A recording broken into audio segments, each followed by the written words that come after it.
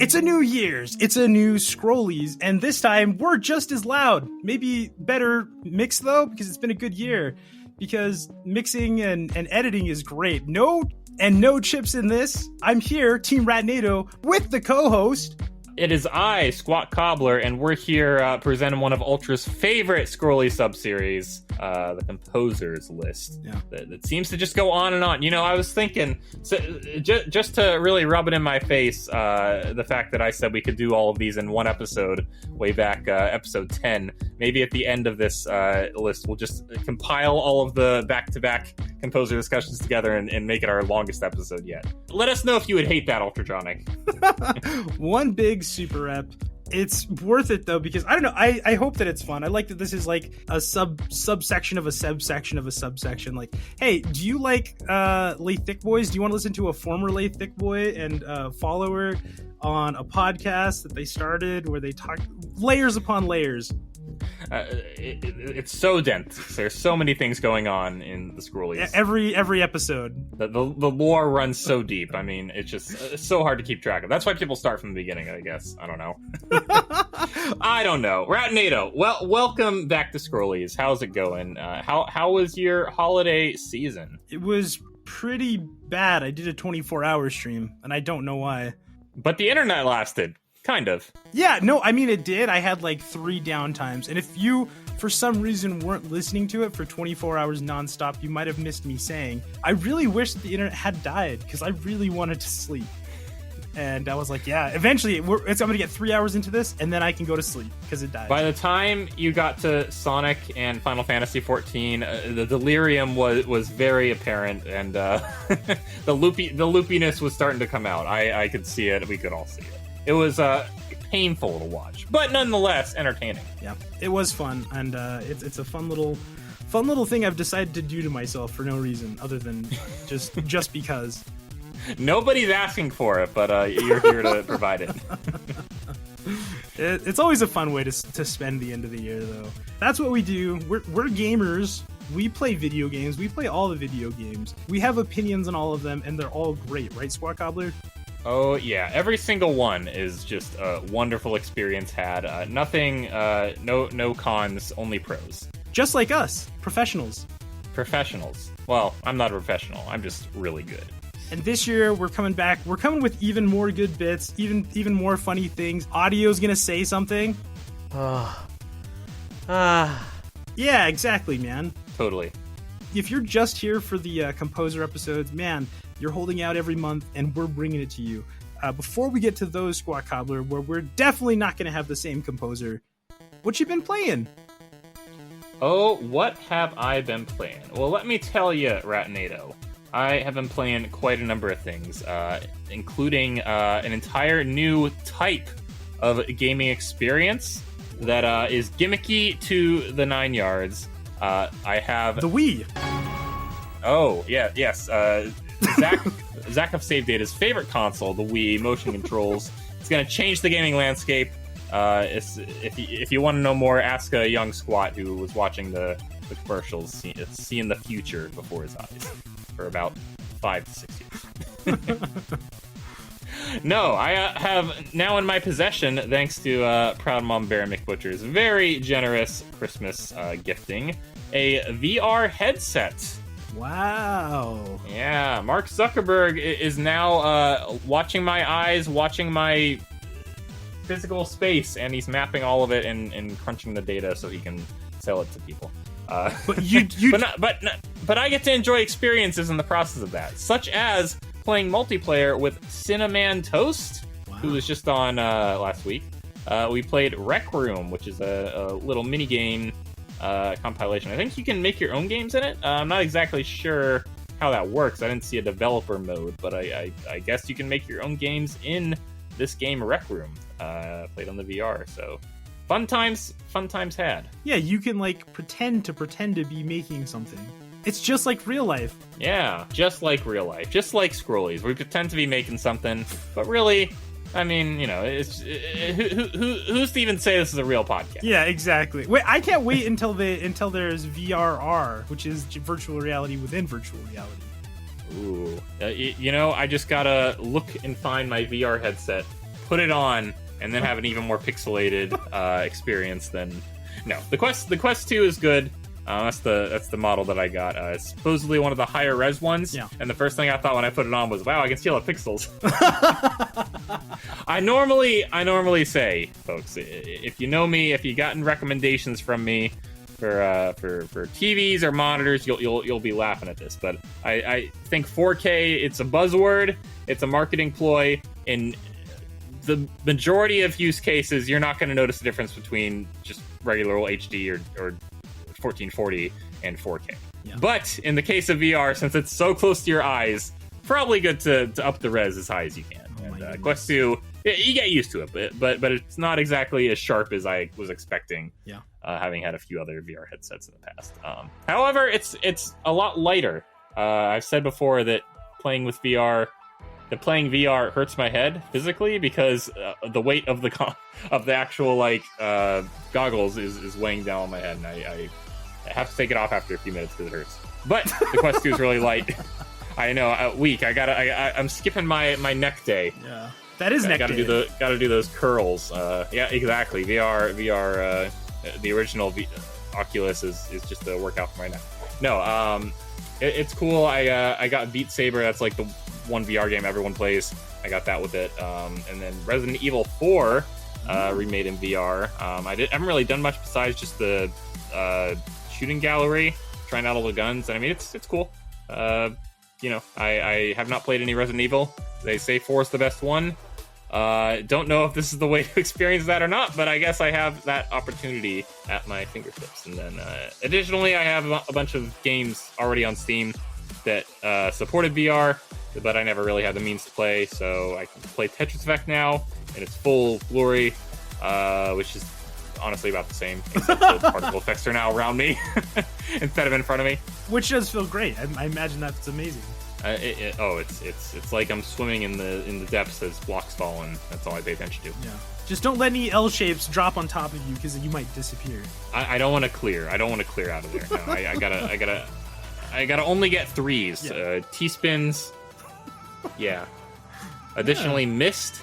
Of Code Synth one-time fame. That's a VR game that I can now play. Payday 2 was like $3 on sale, so I was like, sure, why not? I've never played it, but it's a VR game. Yeah. Oh, and then one of the coolest ones, unfortunately the most buggy, Star Wars Squadrons. Yeah. I got that for free on Epic not too long ago, and that has a VR component to it, but it crashes every time that I load into a new zone, so that makes sense. Get on that, EA, fix it, and other than that, it'd be a really cool experience to sit in the cockpit and fly around. Yeah, that's dope. VR sounds really cool. I don't know, I want augmented reality. I want to create an X-Wing cockpit and then have a screen that, looks like I'm there, so then it feels real, but I'm not ready for the VR yet. There are ways supposedly to map your room and then walk around a virtual environment of the room that you're actually in. However, doing that is almost certainly going to submit that data to Facebook, and I'm not sure if I want to do that yet. Yeah, I'd wait on that a little bit. I will say, despite the gimmicky nature of the games, probably my favorite use case of it is watching YouTube videos. Oh my gosh, yeah, I mean... Because you can just blow them up big like it's a movie theater screen, and you just... generally looks kind of bad because of how compressed YouTube videos get. That's probably my favorite thing to do with it so far, so... You're all gonna laugh at that. That's gonna be a soundbite, I know it, but... YouTube, Squat says. YouTube, of course. Only YouTube, only PG videos, of course. Oh, we're at NATO. We would never insinuate otherwise. We would never watch Squirrelies in VR, ever. Yeah, little did we know Squirrelies had an entire visual component to it this whole time. And, the less said about that, the better. I've almost thought about getting one just because I heard that you can watch, basketball games and they have, a camera down at, courtside. Oh, yeah. And so cool. That to me sounded pretty cool. I'm like, ooh, that would be kind of fun. It was a big feature when COVID was happening because you couldn't go to games and now you can go courtside. There's no one else there, but... Another cool app that I haven't tried out yet, but I just heard about today was called Big Screen. Shout out, I guess. It's free, but it's like a movie theater that you can actually invite friends to watch your own media, and I think you can also rent like movies and TV shows through it. But you can like watch stuff on a movie theater screen with actual people there, and then afterwards you can go out into a virtual lobby and like talk to people one-on-one about the movie. So it's like all the good things about a movie theater without any of the bad things. I might be trying that out, and if it sucks, I'll redact all this, I guess. I was gonna say, like, my favorite part is the popcorn and the sticky seats. So there is a feature in this app. I was watching a video talking about it, and if you have the option to both throw popcorn and tomatoes at the screen. Oh, perfect. I guess depending on your reaction, if you're liking it or not. Well, and also for I guess for our friends who like Rocky Horror Picture Show, they're gonna need what? Toast and forks. They should add that. Exactly. You know, that's the only way to experience the Rocky Horror Picture Show. You can't just go to a theater and watch people perform it on stage as it's playing. No, you have to sit in a VR theater with your VR fork that you can toss at your VR screen watching Rocky Horror. I feel like you've been to one with Doobie Teen. Surprisingly, Doobie Teen is very into Rocky Horror. Surprise to no one. Surprise to nobody at all. I think he's even taken part in a few performances, but I've actually never seen it. Charles as well is pretty into it, and I think he might have been to a few events. But yeah, never had the opportunity to watch the Rocky Horror Picture Show myself. So Let me know what I'm missing out on, Snot Rag. I would love to hear it. Oh wow, incredible. Well, VR man, that's dope. That sounds pretty cool. VR cobbler, that's what you can call me now. Watch Sinnoh's VOD before it goes. I'll make a clip of Sinnoh's VOD and link it in the description of him throwing a dart at my neck and I died on the ground. It was pretty funny. Oh, I'm gonna have to watch that. Ratnado, what have you been playing? To be honest, I mean, 24-hour stream, I played the most diversity of games I've ever played in a long time, which is to say I played like more than 3 games. So wow.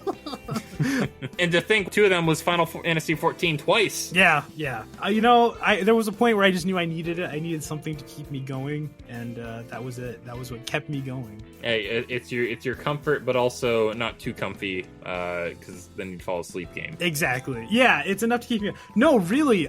Was it like, I think Vivian got on with me at like 8 a.m. The worst time in a 24-hour stream is like 8 hours in, 1:30. Because after that, you're like, okay, I'm doing this. I'm back in the normal swing of things, and that's fine. If that was after Minecraft with RK Fan, I was sleeping myself, much to your envy, I'm sure. Yeah. No, that was right after Minecraft with RK. So, what have I been playing? I played Minecraft. I played Final Fantasy 14. Obviously, I'm playing Ocarina of Time for Chunky Cat. Even though she just gets in and does her cat emote and then leaves. So Zelduary is there. Is that what we're in now? Yeah, Zeldcember in January. Zeldcember isn't real. It was Dreadcember without a single minute of Metroid Dread played. Oh yeah, that's true. That's true. Thanks to internet woes. That's kind of what's up on deck next. But I played Sonic Frontiers. I played... What else did I play? I mean, I played some Star Fox, a little bit of Star Fox, and Fortnite. That's probably the biggest like staple to come back into my life is Fortnite, because everyone at Huge is getting into it, and I finally have people to play with again. I applaud Main Tater for making a Fortnite fun channel in his own little section and having it become the biggest channel in all of the Huge Discord. To the point where we had to move it up into shared channels because everyone was asking about Fortnite everywhere. Where do we talk? I blame Eggy. I blame Dee Dee. It's by Dee Dee. Extension of Eggy. Yeah, it's Dee Dee. Eggy brought the masses in, and then they continued to go from there. And now it's our MLM. You know, we got brought in, so now we got to bring out other people. Now, and it continues to grow. Yeah, I haven't had like a static group that I play with in at least a little over a year. I think back in 2020. Mid 2021, I want to say, maybe early 2021 is when that group fell apart that I used to play with every single day. Aww. And so it's been nice since then, just like to hop back on and jump in. And I played with Gio and Dee Dee and Eggy and Squat was there, and shout out Foosgorg. I still haven't played with Main Tater though. Even Mick Butcher came in for a moment. For one round. It was first great. Ever Fortnite game. It was experienced on the Ratnado 24-hour stream. Yeah, I don't think I played with Main Tater yet though. Ah, well, hey, Main Tater, if you're listening to this, and we know you are, hey, when's the next Fortnite fun night? Yeah. When's the next Fortnite fun stream? Yeah. let us know. And Ratnado wants to join. I'll even have a deep voice like Fruity. He'll give up Final Fantasy 14 for that. That's how much he cares. Yeah, exactly. Well, for one night, not forever. Let's make that clear. For a few hours of one night. Let's be clear. Yeah, exactly. I still have to run some stuff at night anyway. So let's just run that. You know what? Let's just cut this out. Just cut this out. Yeah, so, let's get into it. I think we've talked enough about games. This is kind of cool because I think for a while we've both been pretty busy, and it seems like over the break we played a lot of games. We saw people, and I don't know. It's good to have this online community for me of people that I can just do stuff with. But your extrovert self siphoning energy from Fortniters and 24-hour watchers and Minecrafters and... You're giving Ratnado life right now, so thank you for that. I'm a social energy vampire. You could say you're the Colin Robinson of Twitch. You might just say that. I don't know what that means, but I should. I really should. Oh, okay. Let's start. Where's our TV show, our movie and shows podcast? Yeah. Screeny's coming your way soon. Bonus episode. Bonus. Let's do a Screenies. Okay, we'll do a Screenies where you watch the first episode of Better Call Saul and I watch the first episode of What We Do in the Shadows. Okay, bet. Done. Easy. Inspiration is been placed and made in this recording. Keep your eye on the feed, everybody. All right, Ratnado. We are back with the composer list. Yeah. This ongoing, never ending. Never ending until next time. List of our top 5 composers. We guarantee this will go on no matter what. Yeah, we'll just go on to 6, 7, 8, 9, 10. Who says it has to end? No. We're moving on to number 4. So I guess moving down to number 4. Mm-hmm. Ratnado, by all means, please tell us who and briefly why your number 4 is.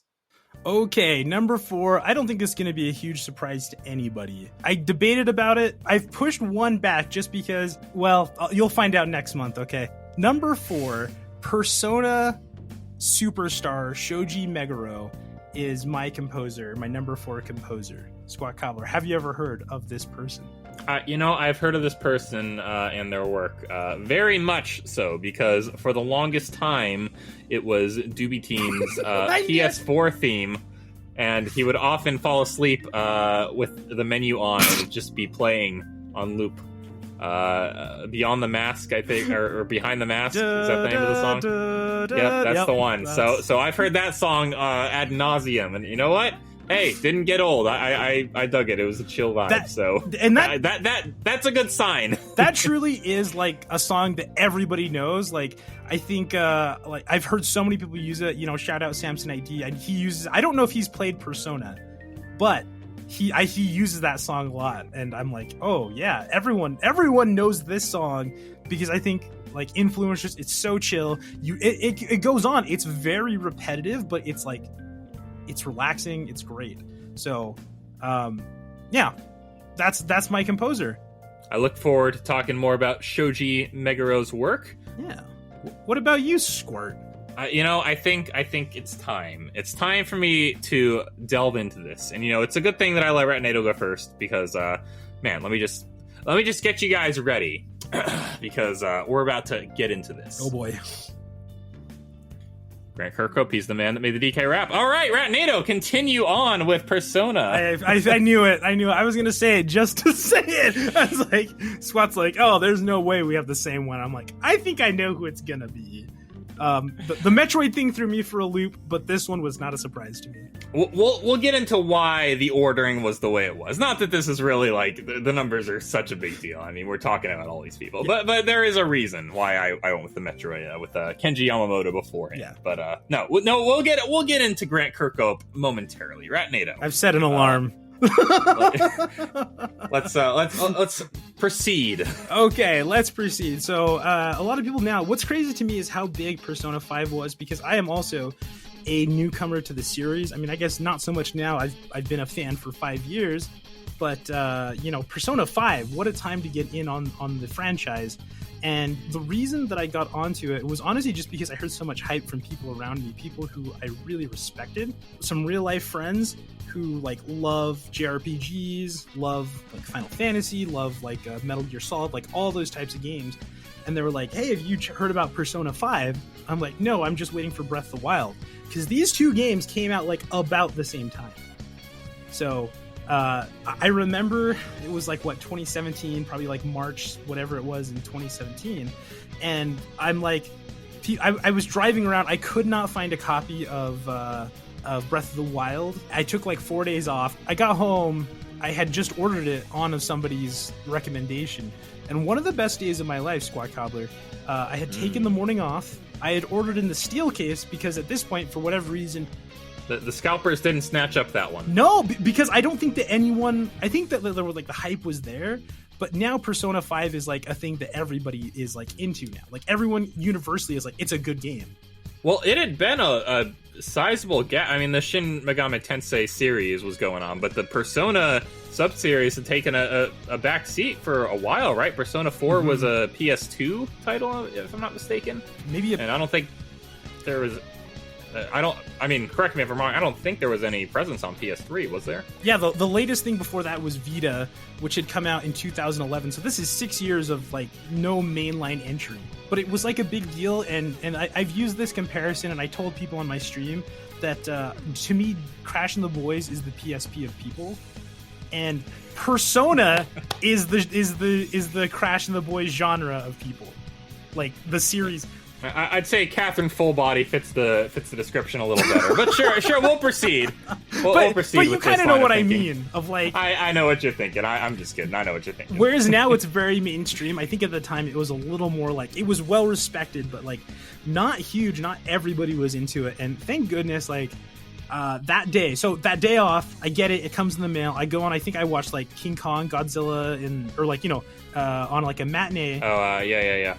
And I get off, I go to my favorite wing place, sit in, it's like noon, 1 p.m. I have my wings, and then I go home. I go to my nice basement, my nice couch, and I sit down and I install Persona 5. And holy sheesh, this game blew my mind.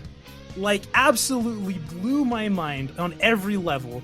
It was a great story. It was a great setting. The controls were really slick. But the thing that draws you in so much is just how stylish the music is. Like, you've heard, what song is it? Beneath the Mask. Right, yeah. And so, like, that's, like, this really, like, very mellow song, but, like, the actual... I would know the track just by, like, hearing, but I would not know the name of it whatsoever. Okay, and so just it comes out of nowhere and blows my mind. The instrumental version of Wake Up, Get Out There, Life Will Change... those just like absolutely seriously blew me away. The level of storytelling, everything in this game was just amazing. I loved it, just immediately on the spot. And I remember the next week when I went back to work, my friend, I just absolutely gushed about it to him. And so, oh man, just incredible music, Squad. Incredible music. Absolutely. I have not played the Persona 5 game, anything in that series, despite the fact that way back in episode 2 it was recommended to me as the numbers game to get me into numbers games, right, Nato. So apologies there. But I don't think you've played Ori either, so we're square in the fact we haven't taken either of each other's recommendations. I did buy it. I do have it. Okay. I guess I got to go that extra step and buy the game at least, and then just let it sit on the shelf. Yeah. My digital shelf, so to speak. But nonetheless, I remember when naturally, the most Squat Cobbler way of being introduced to any game series. Super Smash Bros. Ultimate. The DLC pack had been announced, but none of the characters were. Yeah. And at the Game Awards of all places, where I don't think Nintendo usually has much of a presence as far as announcements or game related, because they're usually doing that through Nintendo Directs. They don't do it through big game events anymore, like E3, which is dead, yep. Or the Tokyo Game Show, which is for Japanese developers only. So. Yeah. It didn't even start with the Smash Brothers logo, right? It was just a regular old Persona 5 trailer. Joker, who was a character I'd never heard of before, was running around talking about stealing something or getting some kind of invite, and then sure enough, Smash envelope. He was in the game, and I was like, all right, don't know who this is. but he's on Nintendo. But I like the art style, so I guess yeah, exactly. He's on Nintendo now. He's in Smash, so I guess I will find out. And sure enough, that's how I was introduced to Persona 5. Payday, much the same. I never heard of it before. And then because of the fact it was in Smash and the fact that it was a popular PlayStation title, he as well played Persona 5. Nice. Eventually. Very good, So. very good. Yeah, I imagine that Doobie Teen was also singing its praises. I don't know about before it came out. I mean, because this was 2017. This is when the late Thick Boys may have still been in college, right? Yes, I in fact that was during a span of time I was not playing much games at all. I did not have a Switch. I was not really even plugged into it much. I thought it was cool K. Rool got added to Smash, but I had no intention of really getting the game at that moment in time. So yeah, I guess I was aware of the fact that Smash had DLC characters coming out, but I didn't have the game. I wasn't really playing it, so I was like, cool, yeah, that's great. So I just hearing through the grapevine. I wish I was a little more tuned into at least what Doobie thought of it back in the day, because man, we can't ask him now. He's dead. Yeah. So rest in peace, Doobie. He took that experience to the grave with him. I think he also took the discs with him too. To that his burial outside an unnamed Del Taco. Yeah, well, his PlayStation covered in lewd stickers still most likely has the theme Persona 5 as its main menu. So in that sense, it lives on. Yeah. It lives on through the spirit of PS4. Yeah. Exactly. I'll kind of talk you through. This one's going to be really easy to make a playlist, and this one will be because this one's really easy. Hey, I'm going to try and put up a few for the last composer, which I said I did, and I just remembered I haven't done yet. So that will be up there. I might cut this too. Likewise. Sorry, Maintainer, that we've fooled you once, shame on you. Fooled us twice. Fooled you twice, shame on us. But this one is very easy to actually do because the soundtrack's just actually up. So, and what's so great about this, and in the most Ratnado way, I used a lot of this music for Dungeons and Dragons because even though it's rock, it can kind of fit in if you do it right. There's a lot of rock here, a lot of jazz, acid jazz. Man, there's some of the best songs in here are just like very simple.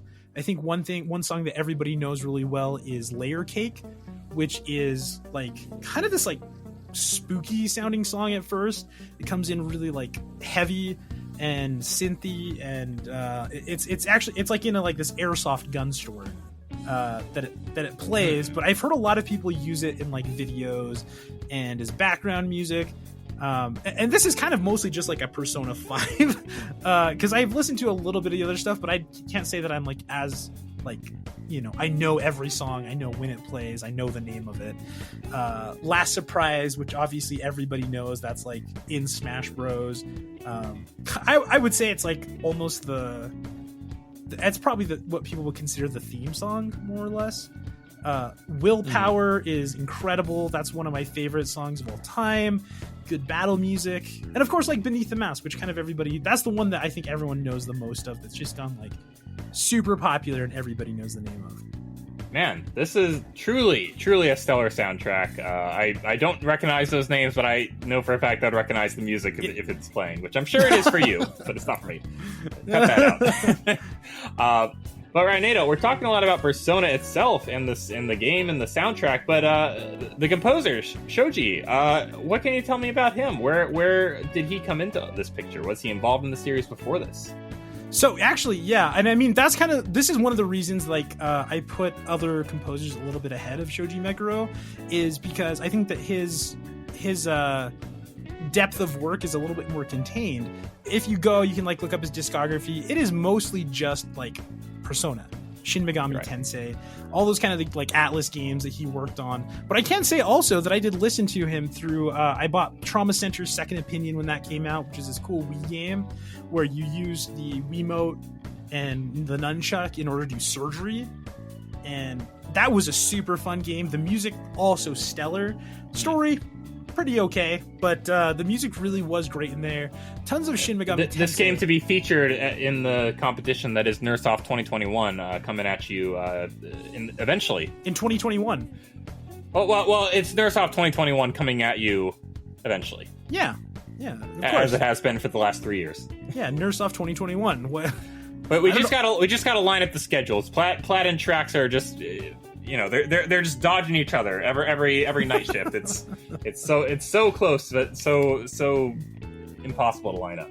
But I feel like we have explained to people it's Nursesoft 2021. Stop asking us when it's going to happen. Yeah, Nursesoft 2021 will happen. We're just waiting. We're just waiting for the opportune moment to facilitate our contestants. Yeah, exactly. Well, I don't want to go too long. I don't want to pull a squat cobbler in here, even though I kind of already have. But all right, and Grant Kirkhope's pretty great, but we are out of time, so I guess we'll just leave that. Hey, I put 10 minutes on the clock. We're almost there. So yeah, most of these are either Shin Megami Tensei or Persona games eventually. But there is Catherine, which you also mentioned. A lot of these Dubietine-esque Atlas games that he would all enjoy. of my exposure to any of this came through the late Dubietine. Rest in peace. Rest in peace. I'm gonna try to put some stuff from all of these. I'm actually starting to listen to a few more like the older things. I actually want to play through the older Personas. I just haven't had the time yet. So. Well, I did inherit, I think, the entire series on Dubietine's old PS3, so I do have them all. If you want me to lend it to you, unfortunately, Cinna's breathed down my neck to play Last of Us on it, so I don't know how we're gonna share that. Hey, let me toss my hat into that as well. Yeah. Hey, all in good time, folks. All in good time. Yeah. But yeah, Squat. Let's talk about Monkey. Let's talk about some more Monkey. Oh, there's more to Grant Kirkhope than just Monkey. You think everything has to revolve around Monkey? No. Let's just talk because about Monkey got brought up in 3 of my 4 picks so far doesn't mean. So no. He's finally here performing for you, GK, Grant Kirkhope. I think there's a bit of a misconception. You see, the new funky mode redeemed became, I think, more of a performance than anything. But it initially, Ratnado, was to demonstrate that I had the entirety of those lyrics memorized. And in case there's any doubt, I'm going to cover my eyes right now. Oh boy, his eyes are wide open. Here we go. So they're finally here performing for you. If you know the words, you can join in too. Put your hands together if you want to clap as we take you through this monkey rap. DK, Donkey Kong. He's the leader of the bunch. You know him well. He's finally back to kick some tail. His coconut gun can fire its burst. If he shoots you, it's gonna hurt. He's bigger, faster, and stronger too. He's the first member of the DK crew. DK, Donkey Kong. DK, Donkey Kong is here. This Kong's got style, so listen up, dudes. She can shrink in size to suit her moves. She's quick and nimble when she needs to be. She can flip through the air and climb up trees. If you choose her, you won't choose wrong. With a skip and a hop, she's one cool Kong, huh? DK, Donkey Kong. He has no style, he has no grace, but this Kong has a funny face. He can handstand when he needs to and stretch his arms out just for you. Inflate himself, just like a balloon. This crazy Kong just thinks his tune, huh? DK, Donkey Kong. DK, Donkey Kong is here. He's back again in about time too, and this time he's in the mood. He can fly real high with his jetpack on, with his pistols out. He's one cool Kong. Make you smile when he plays his tune, but criminals watch out, because after you, DK, Donkey Kong. DK, Donkey Kong is here. He's here for you. He's the last member of the DK crew. This Kong's so strong, it isn't funny. He can make a Kremlin car out for his mummy. He can pick up a boulder with relative ease, make crushing rock seem such a breeze. He may move slow, he can't jump high, but this Kong is one hell of a guy. Alright, Cranky, take us to the fridge. Walnuts, peanuts, pineapple smells. Grape smells, oranges, and coconut shells. Oh yeah, walnuts, peanuts, pineapple smells. Grape smells, oranges, and coconut shells. Oh yeah. You know, it didn't sound right with the pause between one hell of a guy. Like I said, performative, but I needed to demonstrate the memorization at work. He did put on his VR, so I don't. I did cover my eyes. I didn't say what I covered my eyes with. There was a link out to it. I could see what he's looking at, and he was just in. He was on Donkey Kong Island, so there was no lyrics. I just needed to immerse myself, folks. That's how I remember. It just needed to transport myself to a point in time. No, feel free to make that at the outtake or not. I think you might need to do some editing there to really get the work. Thank you for that extra work. I'm going to take you back to a point in time, Ratnado. A point in time that is the year of the DK Revolution, 1994. Can you take me back to that time? I'm going to take you back figuratively right now.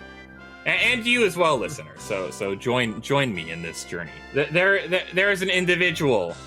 There's an individual named Grant Kirkhope who is currently in his mid-30s, working gigs as a backup guitarist and/or trumpeter to a number of performers, playing in pubs, playing in stadiums, rock stars. I mean, all kinds of names you know. But nonetheless, Grant Kirkhope would not be a name you know at this time. He's just on the stage. He has a connection. He has a colleague named Robin Beeland, who was a drummer on one of these gigs, and he worked for Rare. Worked on the Donkey Kong Country soundtrack in 1994, and he suggested that Grant Kirkhope apply to Rare. So he sent in 5 cassette tapes, and every single one of them was denied. Rare never got back to him until 1995, out of the blue, right after Diddy Kong's Quest, KSA 2, was released, and they hired him. He interviewed with my number 1 pick, David Wise, and David Wise was, moving on to the N64 just about, but said, hey, we have these Game Boy games, Donkey Kong Land 2, Donkey Kong Land 3, eventually. We need my music to be transcribed to the Game Boy. So that was Grant Kirkhope's first work in video games, and his first work in Rareware. He was transitioning the SNES music to the Game Boy from 16-bit to 8-bit, and throwing a bit of a different flair onto it. It's not exactly a one-to-one copy. Yeah, so, in a good way. In a good enough way. I'd say I still prefer Jammin' Sam Miller himself has not covered the Game Boy versions of the tracks for a reason. They're fine, but they're not the SNES versions, and they're not they're not as iconic. But hey, that's what he started doing in Rare. And then, you know what? Right, NATO? He got involved, he got wrapped up in a little game you might have heard of, or maybe you haven't, called Project Dream. Oh. Are you aware of this game? I don't think so. Maybe I shouldn't be.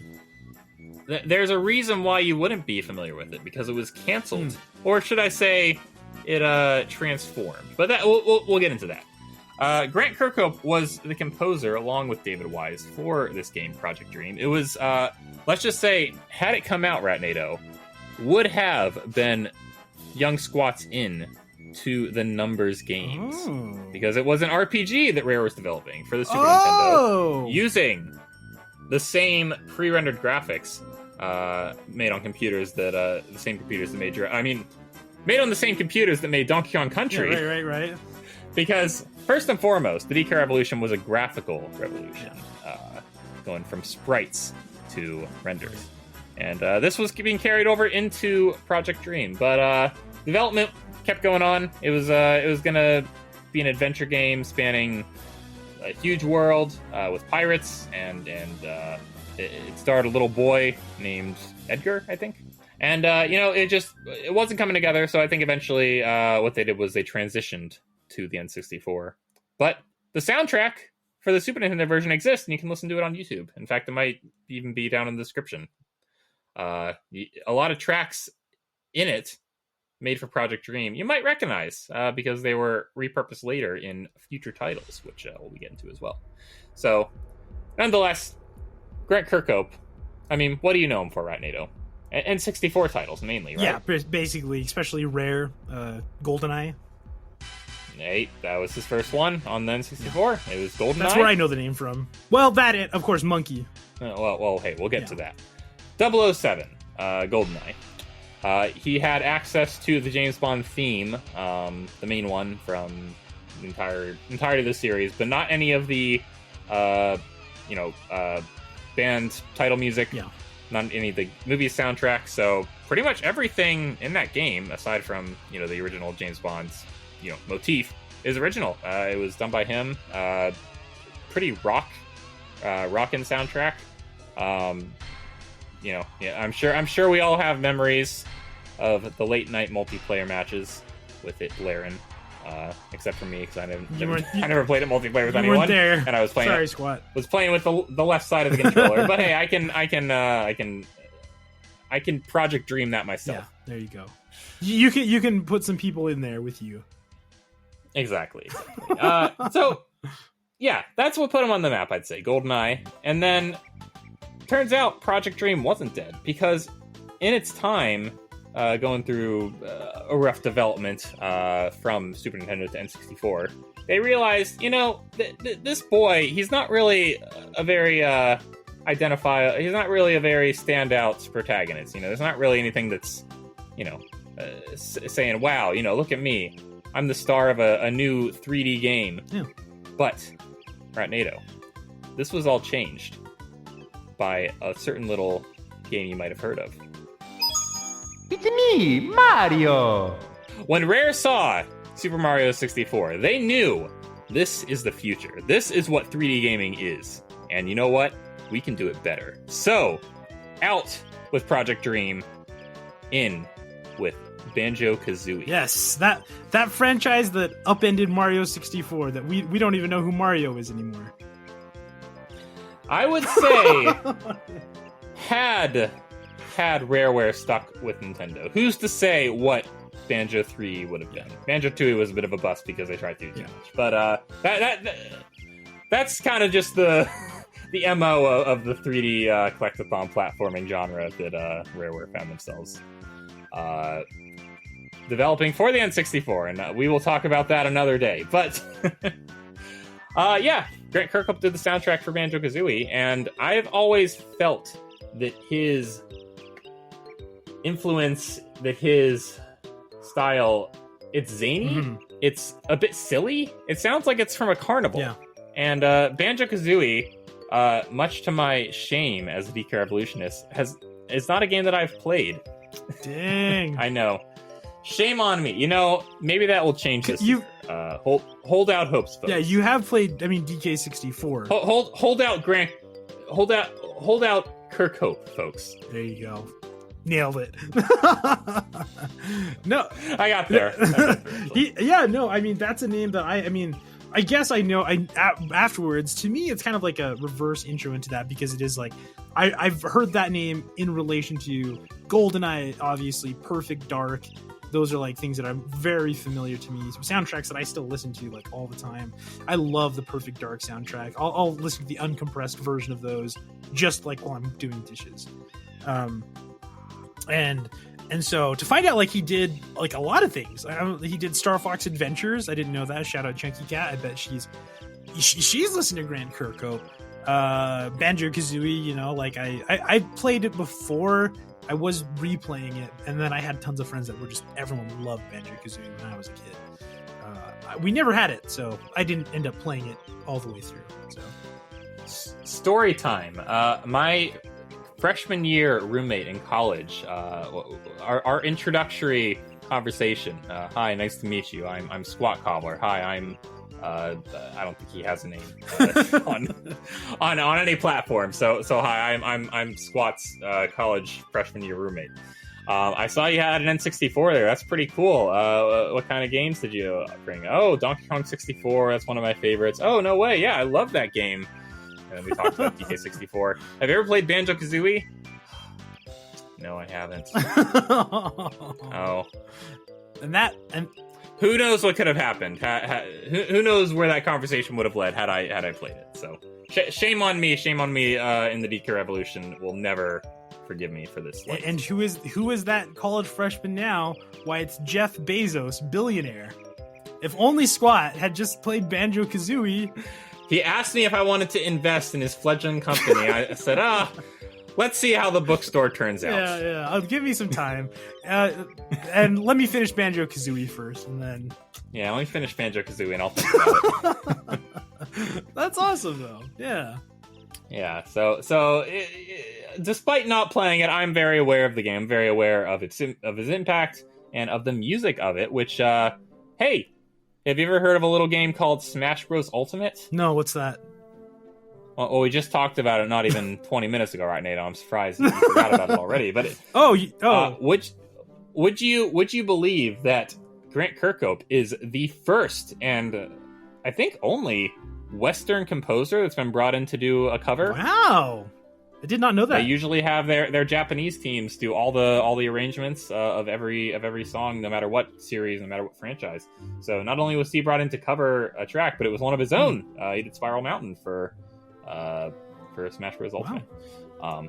All that being said, yeah, he was pretty big as far as music names at Rare go. There's really about 3 of them, I think, at this time, which is David Wise, obviously, Robin Beeland, who won't be my number 5 pick, in case any of you were wondering. I like his music. He's still around with Rare. He's doing Sea of Thieves now, and I like the music in that. But yeah, not as high up there as Grant Kirkhope and David Wise for me. Right. Kirkhope, I feel though, kind of became their staple composer, probably in the latter half of their time with Nintendo, leading into their early days at Microsoft. David Wise was still there, obviously, but just as far as number of projects, I think Kirkhope was attached to a lot more. Perfect Dark, you named, Star Fox Adventures, and then after the Rare buyout at Microsoft, Viva Pinata, a game I've never played, but I remember the commercials for it on TV.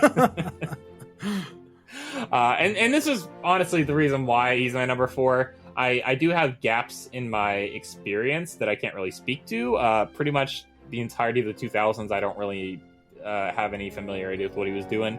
That said, what he did with Banjo-Kazooie and DK64 was very impactful to a young squat.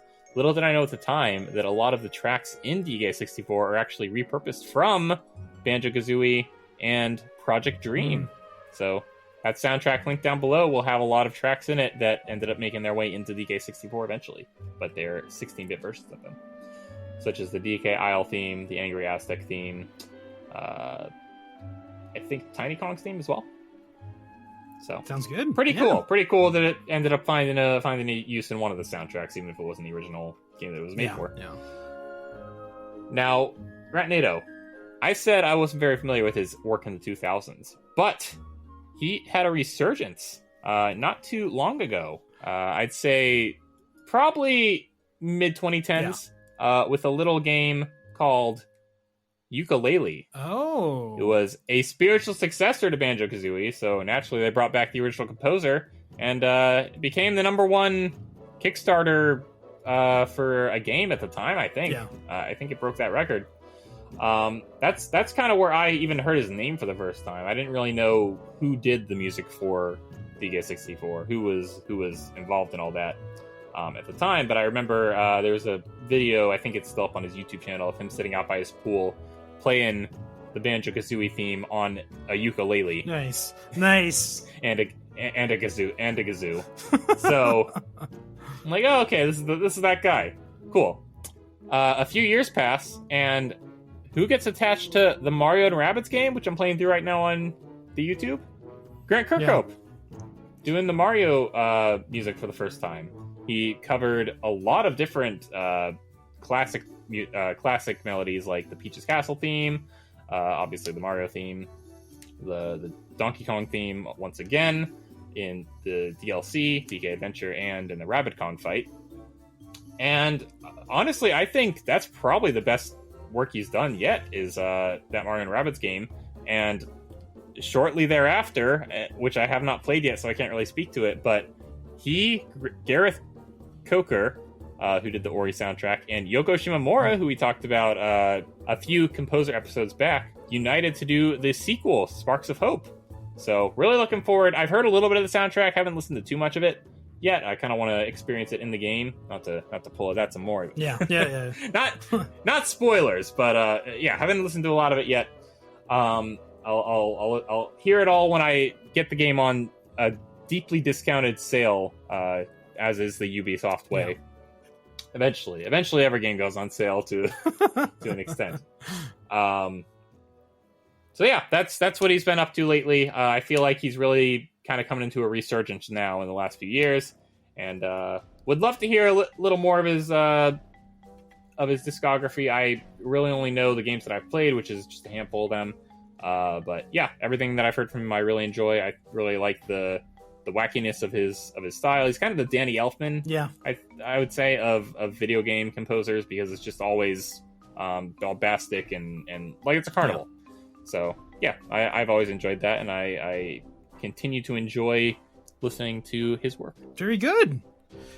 Yeah, I mean, I think a lot of those, like, once you hear, you kind of know who it is, and like he embodies that pretty much fully, knowing it's like Banjo-Kazooie, GoldenEye. Like, just there's a specific sound there for me. What a time! What a time to have a second-party developer slip through your fingertips. Whew.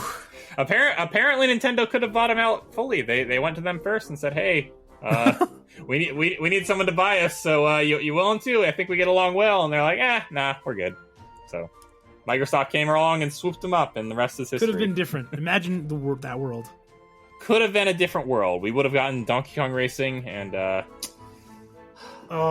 life would have been different for the DK Revolution. But hey, it's okay, because eventually we got Tropical Freeze. Yeah. You're still holding on to that one tight. You know, I have to. It's all I have to hold on to right now. Until the day they announce DK65. Well, yeah, exactly. There you go. It's coming. Well, thank you so much, man. Yeah, I think I grant Kirkhope playlist is in order. If you put some Perfect Dark on there, I'm definitely gonna listen to it just because. Oh man, I know that's kind of different. That's the other side of it, but I really love Banjo-Kazooie music as well. We used some Banjo-Kazooie music there in Halloween. Yeah, indeed we did. And I was wondering if you were going to notice it. You were like, "This is great music. What is this?" And I'm like, well, maybe I shouldn't say anything. But it turns out it was your number 4. Sure enough. Yeah, I really have to correct this glaring flaw on my DK Revolution reputation, in that I have played Banjo-Kazooie. Who's to say what the future holds? But yeah. Nonetheless, I think that's basically all I have to say about him. He did the DK rap as a joke, and people didn't really get the joke, and they just hated on it. And then years later, it became a meme, and now it's living a whole second life. I will. The last thing I'll say is I don't think we ever thought it was a joke. Back in the time, I remember when it came out, we were just like, "Oh, okay, yeah, the DK rap, sure." Well, here's the thing: Young Squat loved the DK rap unironically. Present day Squat loves the DK rap ironically. It's just the DK rap. It's just the DK rap. You know, hey, if any of you have DK rap mashups, have DK rap memery you'd like to share, on the huge Discord, there is a channel for just the DK rap called It's Just the DK Rap. And, I think Kelpsy was a little confused, posting a DK video in there, but nonetheless, it is just for the DK rap. Yeah. All right. Well, thank you so much for sharing that, Squat Cobbler. Man, another Composer episode down. One more to go. What are we gonna do each month for 1 week, Squat, without this? What a world will that be? You say it's 1 month, but it's actually 10 weeks. 10 weeks. Technically speaking. But nonetheless, I guess we'll have to find something else to drone on and on about. Sorry, Ultrajonic, you got one more to look forward to, and then we're done. We'll never talk about music again. Yeah, that'll be it. All right. Well, I guess that's it. That's all I have to say, Squat Cobbler. Once again, I am Team Rat NATO, sometimes streaming, sometimes internet working, always playing Final Fantasy XIV. I'm trying to get a little more diverse with it. At the moment, I'm trying to finish up Crisis Core Reunion so that I can then go on to Metroid Dread. And then after that, I think I'm going to try and finish a Plague Tale Requiem, after which point, who knows? I have some ideas of what I'm going to do after that, but this year I would like to get through the Yakuza games, maybe Like a Dragon, Devil May Cry. I'd still like to finish up some of those, so we'll see. Come check me out, come hang out. We're having a good time over there, and as always, plug for the Choo Choo Boys. Choo Choo Boys! Hey, it's actually crazy. There are like 20 people I know that either are in the free trial or are in the game, like the full game. So it's fun time. Come hang out with us. And I'm here, of course, I'm here with my co-host. Hey, it's Squat Cobbler. Big plans on the horizon. I'm a little preoccupied at this moment, but nonetheless, the YouTube series is still going on, Mario and Rabbids, along with other playthroughs in the works. Looking forward to getting those up soon. Check me out there and share your favorite DK Rap mashup. Do it. It's in the Discord. Huge. All right. We'll see you all next week. Bye. See you later.